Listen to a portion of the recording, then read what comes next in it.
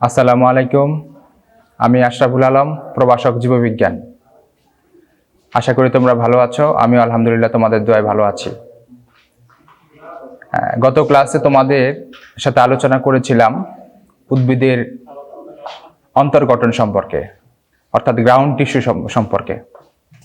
আজকে তোমাদের সাথে আলোচনা করব আরেকটা টিস্যুতন্ত্র, যার নাম হলো ভাস্কুলার বান্ডল। ভাস্কুলার বান্ডলের শ্রেণীবিভাগ, ভাস্কুলার বান্ডলের কাজ। প্রথমে আসি, ভাস্কুলার বান্ডল কাকে বলা হয়? জাইলেম ও ফ্লুয়েম টিস্যুর গুচ্ছকে ভাস্কুলার বান্ডল বলা হয়। প্রথম ক্লাসে তোমাদের সাথে আলোচনা করেছিলাম টিস্যুর বিভাজন ক্ষমতা অনুসারে দুই প্রকার, একটা হলো বাজক টিস্যু, আরেকটা হলো স্থায়ী টিস্যু। বাজক টিস্যু সম্পর্কে বলেছিলাম যে টিস্যুগুলো বিভাজিত হয় তাকে বলা হয় বাজক টিস্যু, আর যে টিস্যুগুলো বিভাজিত হয় না সেগুলোকে বলা হয় স্থায়ী টিস্যু। তো স্থায়ী টিস্যুকে তিন ভাগে ভাগ করা যায়, একটা হলো সরল টিস্যু, একটা হলো জটিল টিস্যু, আর একটা হলো ক্ষরণকারী টিস্যু। তো জটিল টিস্যুর মধ্যে জটিল টিস্যু দুই প্রকার, একটা হচ্ছে জাইলেম এবং ফ্লুয়েম। এখন এই দুটা টিস্যু পরিবহনের কাজ করে। তো এই দুটা টিস্যু মিলেই ভাস্কুলার বান্ডল গঠিত হয়।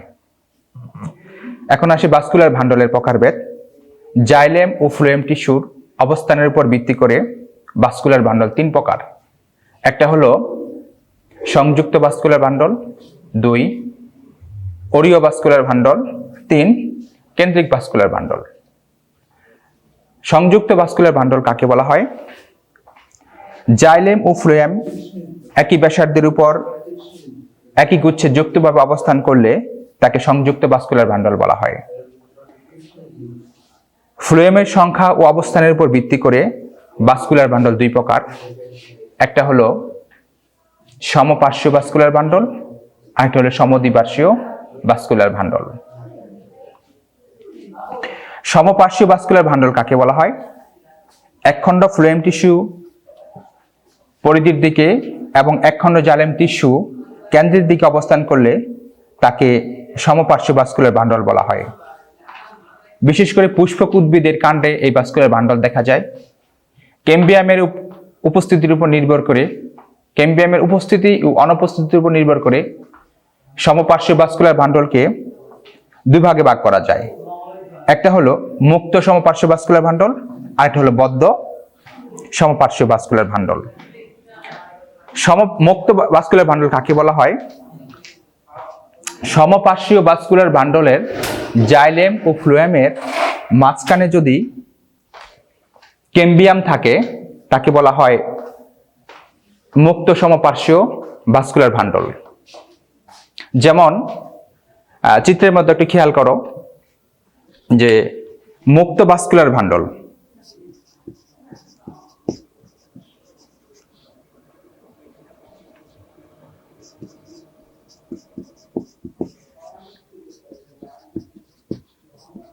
জাইলেম। তো এই যে জাইলেম এবং ফ্লুয়েমের মাঝখানে ক্যাম্বিয়াম থাকে। এখন ক্যাম্বিয়াম কাকে বলা হয়?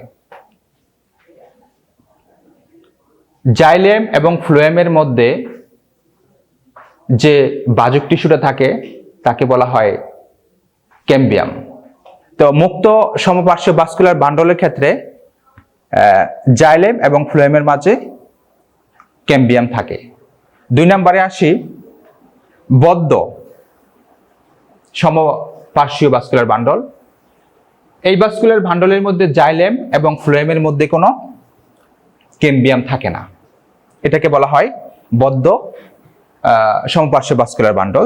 তোমরা দেখতে পারতেছ।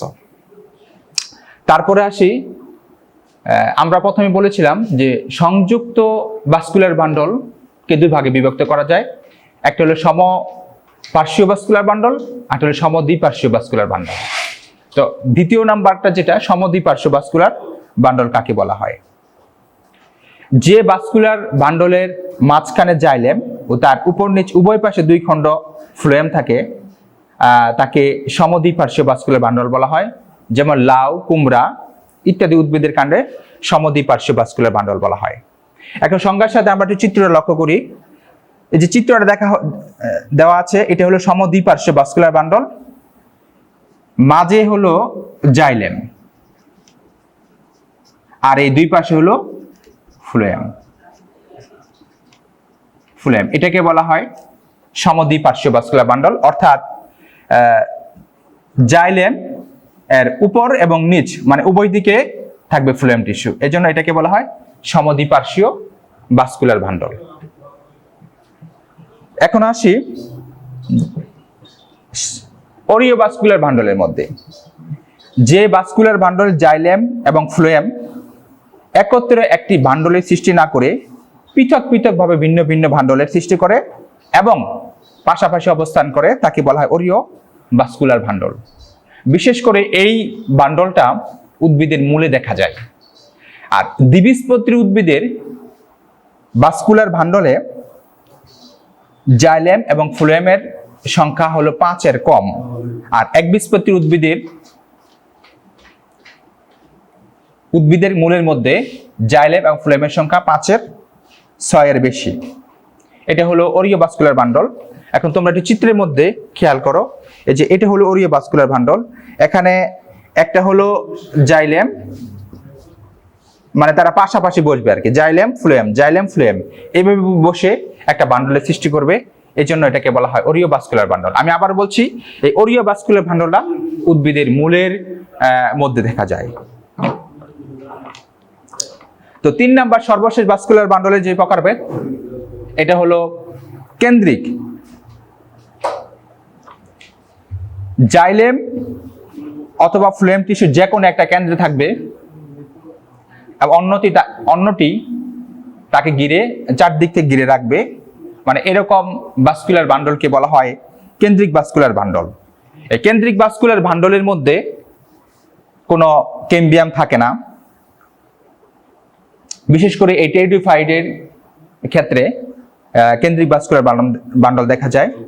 জাইলেম এবং ফ্লোয়েমের তুলনামূলক অবস্থানের উপর ভিত্তি করে কেন্দ্রিক ভাস্কুলার বান্ডলকে দুই ভাগে ভাগ করা যায়। একটা হলো হেড্রোসেন্ট্রিক, এটা, আর এটা হলো লেপ্টোসেন্ট্রিক।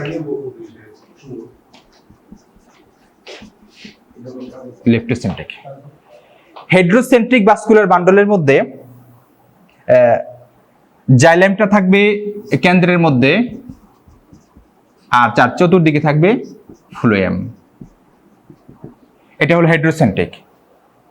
আর লেপ্টোসেন্ট্রিক ভাস্কুলার বান্ডলের মধ্যে ফ্লোয়েমটা থাকবে কেন্দ্রের মধ্যে, আর জাইলেমটা থাকবে চারদিক থেকে। এটা হলো কেন্দ্রিক ভাস্কুলার বান্ডল। এখন আসি ভাস্কুলার বান্ডলের কাজ। যেহেতু ভাস্কুলার বান্ডলটা দুটা টিস্যু সমন্বয়ে যুক্ত, একটা হলো জাইলেম, একটা হলো ফ্লোয়েম। উদ্ভিদের জাইলেমের কাজ হলো মূল থেকে পানি ও খনিজ লবণ পাতা সহ উদ্ভিদের বিভিন্ন অঙ্গে পরিবহন করা, এটা হচ্ছে জাইলেম টিস্যুর কাজ। আর ফ্লোয়েম টিস্যুর কাজটা হলো যে পাতায় তৈরি করা খাদ্য মূল সহ সকল অঙ্গে পৌঁছে দেওয়া। আশা করি তোমরা বুঝতে পারছো। তোমরা এই পড়াটুকু ভালোভাবে শেষ করবে, এই বলে আমার আজকের এই লেকচার শেষ করছি। আসসালামু আলাইকুম ওয়া রাহমাতুল্লাহি ওয়া বারাকাতুহু।